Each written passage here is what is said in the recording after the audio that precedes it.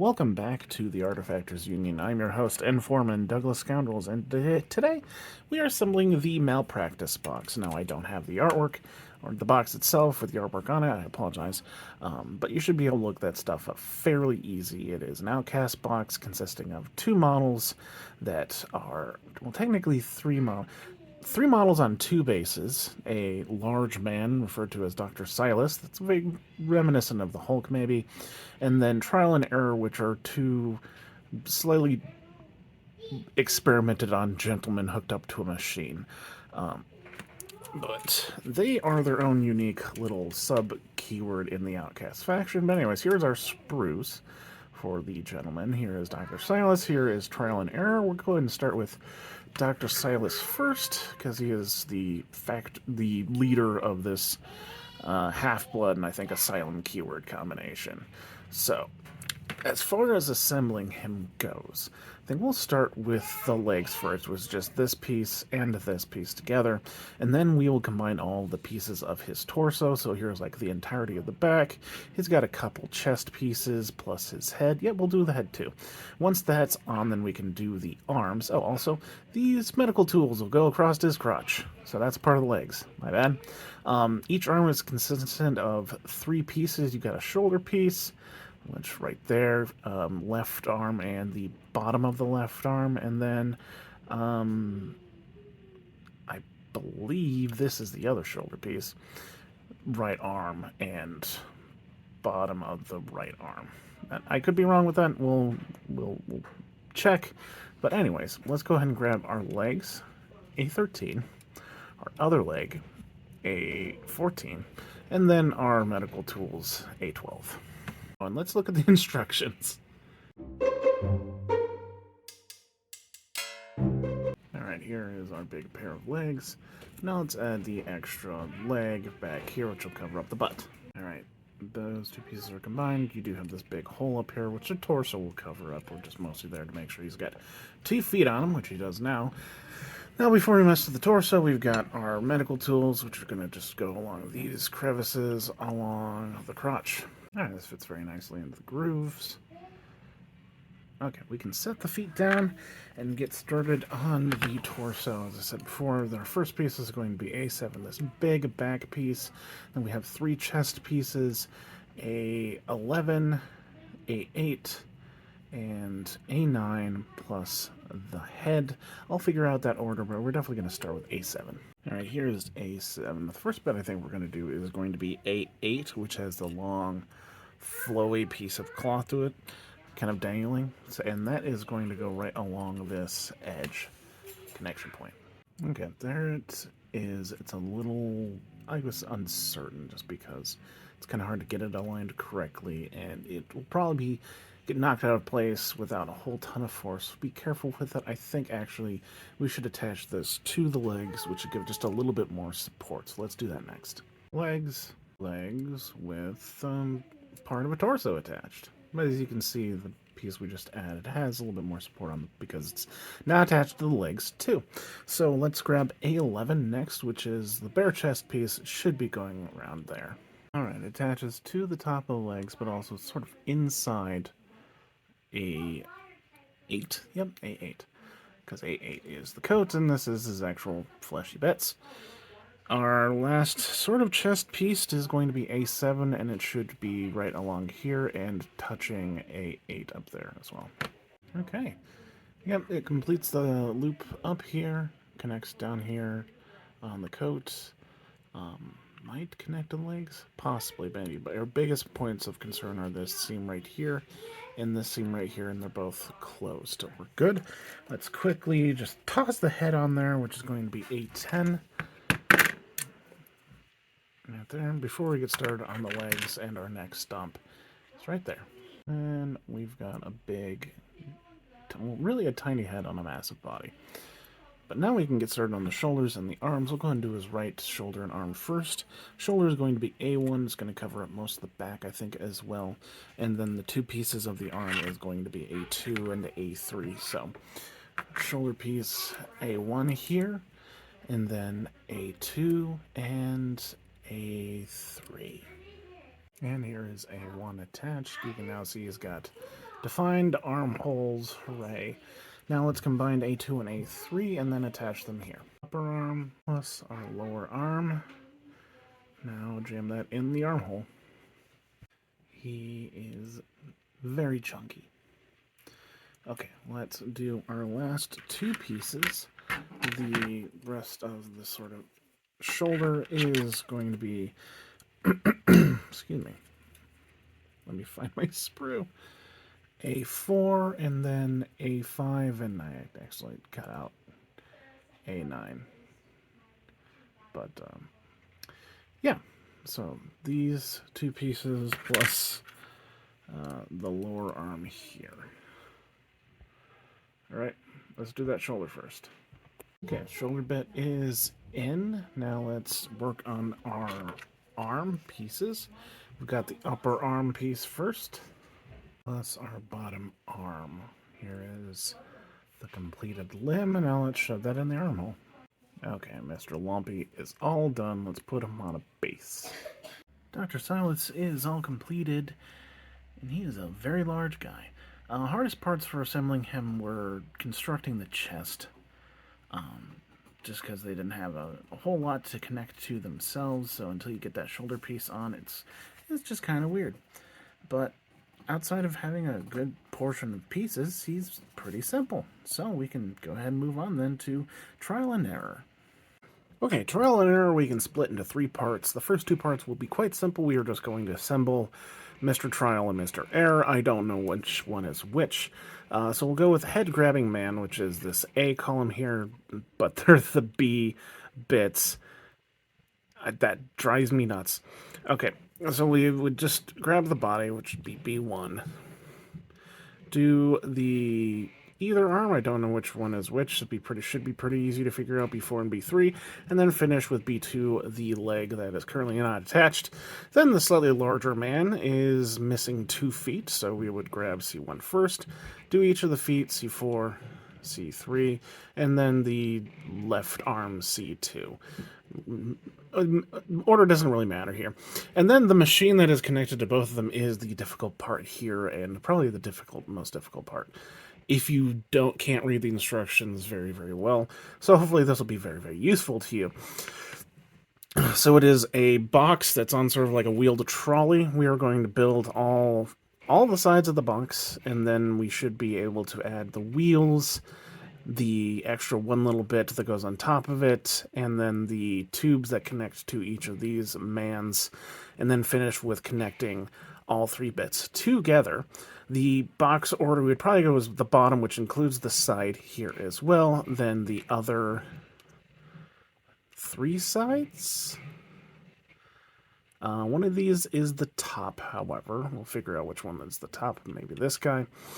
And then this attaches to the bottom here, followed by these 2 bits, which are the wheels and sort of the frame of the box. We'll finish with this piece, which goes on top of it and has the connection points, I think, for the 2 tubes right there and right there.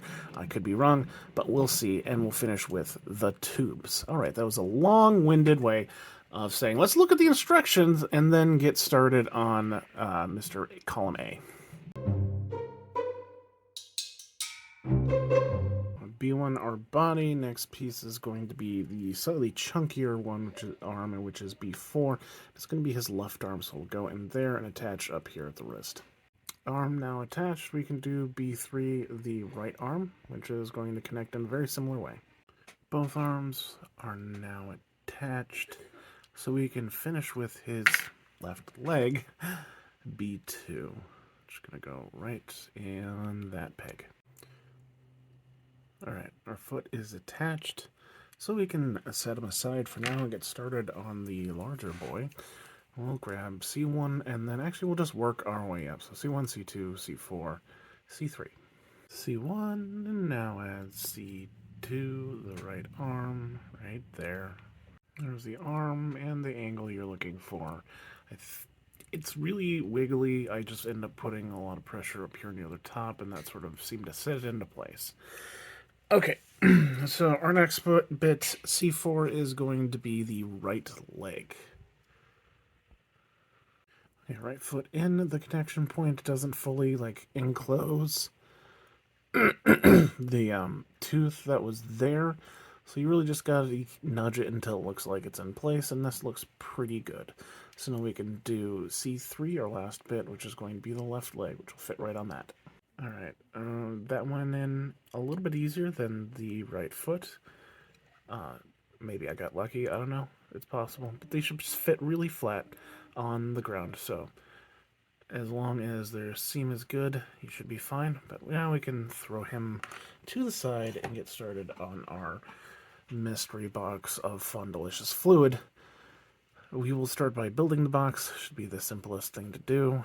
We'll grab D8, do D11, which is one of the shorter sides, D10, which is another short side, and then I think D9 is the longer side, but it's also possible it could be this one. I'll figure that out, but we can start with those three first. Here is our first bit. Now make sure you don't shave off these bumps here. They are a connection point for the frame, which we'll add later. D11 was the first bit we cut off. Again, reminding it is right in here. And that is going to be on our left side. It has little tubes sticking up out of it, and those are going to be on the top. Fits nice and snug. That's what it looks like on the outside. Now D10, I'm going to fit over here, and I'm not sure how to describe it, so I'll just show you. This is it upright. So this extra, this thing is going to be on the top. And there it is, attached. This one's going to be less solid, so we're going to quickly do the other walls of the box so that it will end up being aligned correctly while it's still sort of curing. Our last side is going to be this one, D9, and then the top will be D7. Here is our last side. Make sure the tube lines up with this tube and the other side. I will remind you, you're going to need to do a thorough job of trimming all the flash on this one, otherwise the sides probably are not going to line up correctly. So let's do our top. Obviously there's a big notch in the top, which is going to allow for this part to fit. Alright, we've got top of our box. It's looking real good. Try not to drop it like I have. But we got one last piece on the top. You can see that connection point there, and that is going to be D6, which is this piece right here.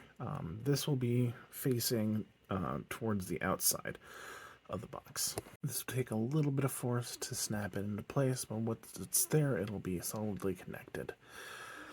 Alright, let's review our last bits to assemble.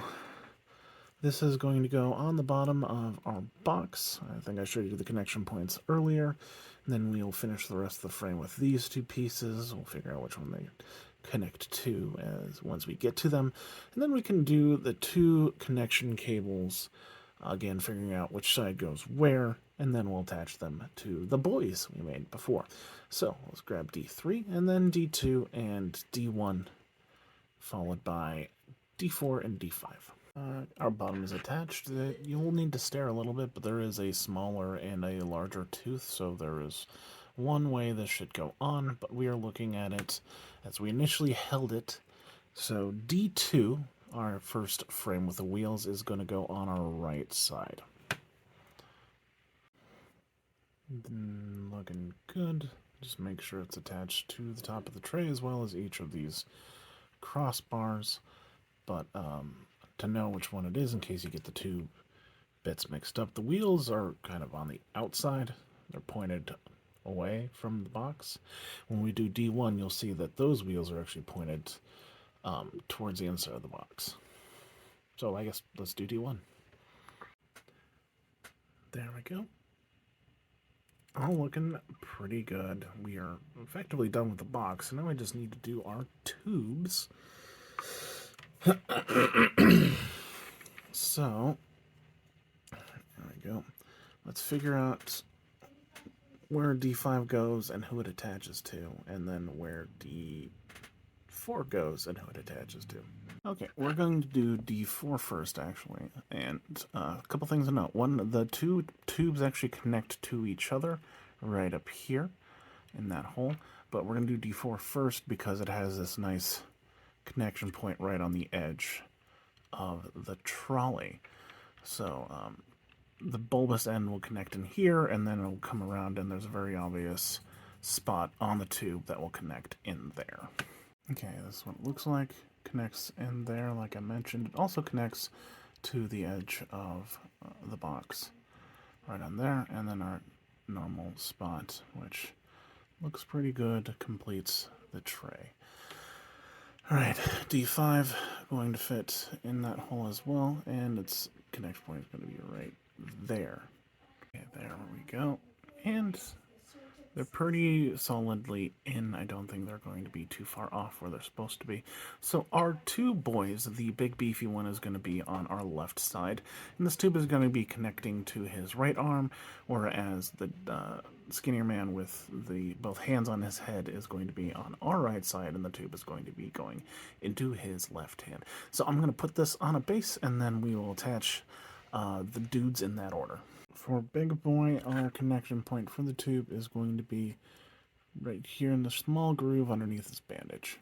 That's roughly how it should look. I am not going to glue it because the person that donated these didn't want them attached to the base, and I don't want removing them from said base to accidentally make the plastic snap, so we'll just pretend it's glued. Now let's do our tall boy. I guess he's actually smaller than the other person, my bad. The tube is going to connect right here in the back of his upper arm.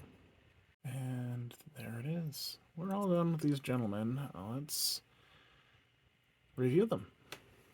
Trial and error are completed.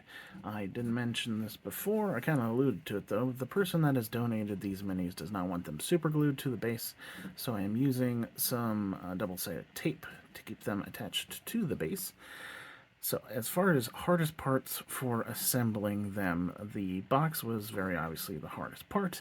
With a little bit of study of the instructions, however, and a little bit of logic, it wasn't too hard to get them to fit into place. I'd say as far as the hardest pieces to actually attach, though, that would be the frame with the wheels on them. That was just a little awkward, especially with those really small, like, dot connection points from the crossbars. Okay, we're done. Let's look at the whole box. The Malpractice box is completed, containing 1 Dr. Silas and 2 Trial and Error. Very fun little box. Not a ton of difficulty, for me at least. I feel like some people have a harder time with small bits will really not like the box, but honestly, you could just not play with it if you didn't want it, just have Trial and Error on the base by themselves. But it really adds to this lovely effect that these guys are kind of stuck to each other because of these tubes that are attached to them. And again, Dr. Silas is just a very good Mr. Hyde-esque bruiser person. Yeah, hardest parts across the box. We'll still say the frames on the box, as well as just trimming the flash on the bits for the box. Also a bit of a pain. Now, that's all I have to say about these 2 models. Enjoy your Outcast boys, and I have been your foreman, Douglas Scoundrels, helping you build better from Malifaux. Have a good night.